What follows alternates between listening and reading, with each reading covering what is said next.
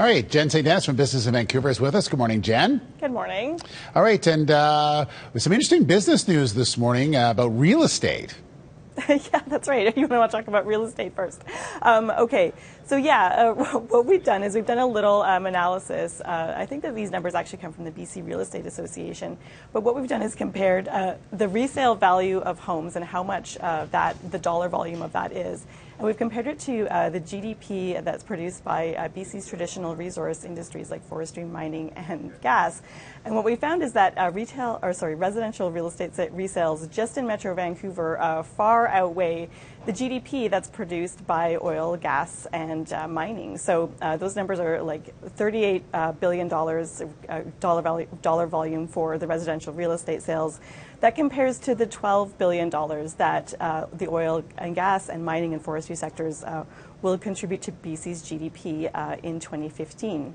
Now, economists warn that this isn't really a true comparison because residential resales don't really contribute to the economy the same way that industries that produce things do when we're just exchanging houses. But they do point out that the construction industry does produce jobs for residential real estate, and that is also really, really big. It's about 10% of BC's economy, but $21 billion it contributes to the GDP. So in that measure as well, real estate is much bigger than these traditional resource industries. Right, and we're looking for any positive news, of course, when we see the price of oil and we see what's happening with that. So it's been that's been struggling for a while now.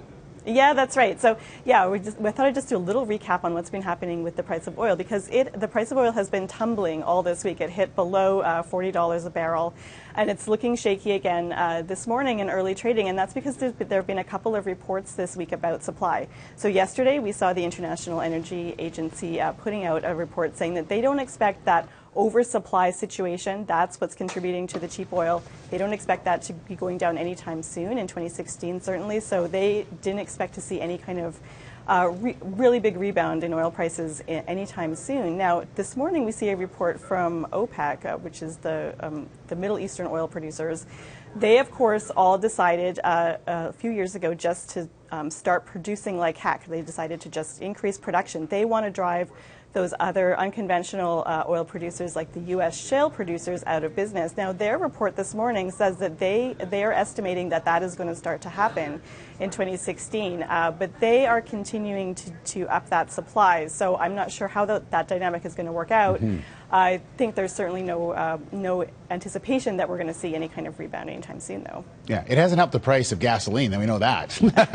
Well, that's a whole different thing. There are lots of explainers out there, including on our site, BIV.com, about how that happens and why that is. So you can look into that if you're interested. All right, yeah, check it out for sure, BIV.com. Okay, Jen, thanks very much. Have a nice day. We'll see you tomorrow. All right.